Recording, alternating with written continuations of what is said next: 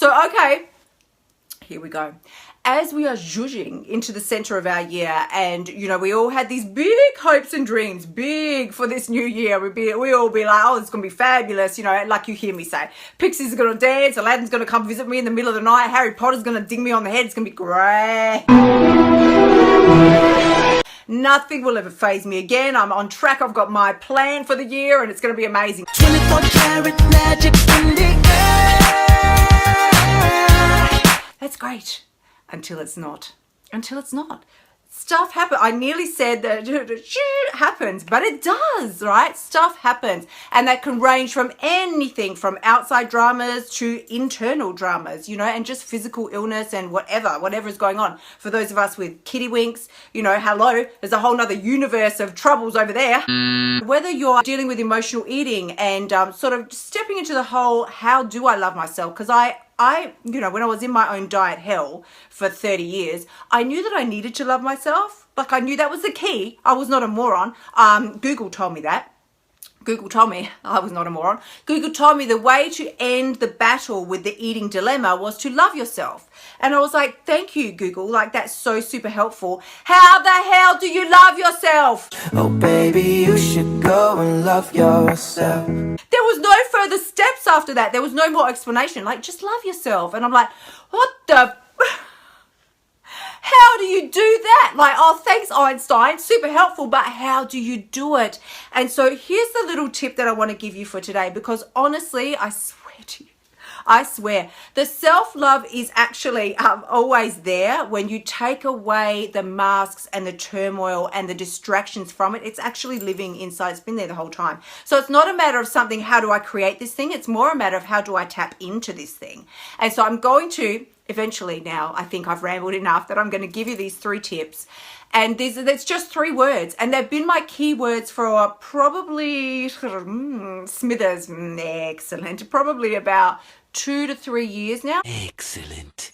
Self-love is not something you have to create. It's not something you need to get because you don't have it. Like, that would be so weird if a baby was born instantly hating itself from birth. That's not a thing. Not a thing. So much of my job is pointing out things that are not actually things. Like, there's so much in this universe that we think are things and they're just not things. So think about it. Can we all? For those of you that have babies, I don't. However, just a small tidbit there, I don't. But I've seen with my friends, you know, I've never seen a baby that is instantly crying and hating itself from birth. And then, you know, like 2, 3, 5 weeks into its journey here on planet Earth, it's just going, oh, my thighs are too fat and I hate myself, and ooh, my nose is too pudgy and I'm so ugly. Like, send me to Jenny Craig immediately. I don't want that formula. That formula's got too many calories. I'm gross. Look at me. Like, it's not a thing. Not. Babies are born innately in love with themselves. They're fascinated by themselves. They think they're fabulous, and they are. So self-love is not something that you had and then lost. It's not something that you never had, so you need to get it and create it. It's always been there, people. It's always like, ooh, there's a bit of a shimmy going on there. I'm not quite sure what that was all about. Self-love has always been there. It's an innate part of you. You don't need to get it. You're not lacking it. You simply need to tap into it. Now, finally, here's the 3 words that really help me the most in order to be able to do that.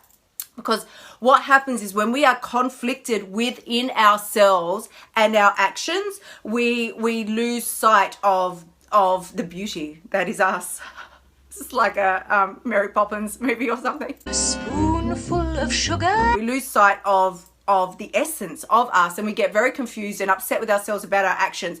But if you can move forward and make the majority of your decisions from this place with intention, integrity, and alignment with your core values, you will find that you are rarely in a position where you just go, oh my God, that was so stupid. I hate what I said. I hate what I did. I can't believe I posted that. I can't believe I said that to that person. Like, I can't believe I acted that way. If you can make your choices, right? So this would take, in order for you to achieve this would take a moment of slowing down, people. Slow the heck down. We're all fast, now, do this for me, do that for me. You're too slow. What do you mean you got to change the over? Like, oh my God, that is going to take 30 seconds. I don't have 30 seconds. Don't you know how important I am? Ultimately, you're no more important than the next person in line who's also pissed because she's got to change the cash register roll or whatever's going on. But the thing is, we get really worked up and really caught up in the moment, and we go whoosh off with our emotions, and then that is when you do not make decisions with intention, integrity, and alignment. And are they the ones that you end up regretting? Tell me yes or no. If you look back over the storybook of your life, are the decisions that you regret the most, all right? Confession time. We have a moment of Usher. The decisions that you regret the most are the ones that you did not make with any form of intention, integrity, and certainly not in alignment with core values. No, they were the ones that you made like hopeful that other people would like you, or trying to get someone to like you, or hopeful that you like them, trying to get them to whatever. You know what I mean? You know what I'm saying? Oh, and we do this all the time. We compromise ourselves in order to try and win someone else over. For me, I just think I could not care anymore what somebody says about me or thinks about me. That's not my business. It doesn't impact how I feel when I go to sleep at night. When I lay my head on the pillow, it does not impact me in the least. What does impact me is the things I've said, the ways I've behaved, what I have or have not done that day, the people that I have or have chosen not to help. That's what impacts me. Making your decisions with intention, integrity, and alignment. Intention, integrity, and alignment. They're your 3 magic genie words. So I'm sending you tremendous amounts of love. As always, please do remember, if you've found value in today's live stream, apart from just having a bit of a giggle, please do go ahead, like, love, and share. Because when you stand up and embrace all of who you are and give yourself permission to be true and honest to you, you give another woman permission to do the same. Sending you tremendous amounts of love. Have an amazing weekend, and I will see you all next week. Until then, my gorgeous family, bye for now. And as you know, and I did mention earlier, but I'll just quickly and briefly mention again, you can always come visit me and play over at there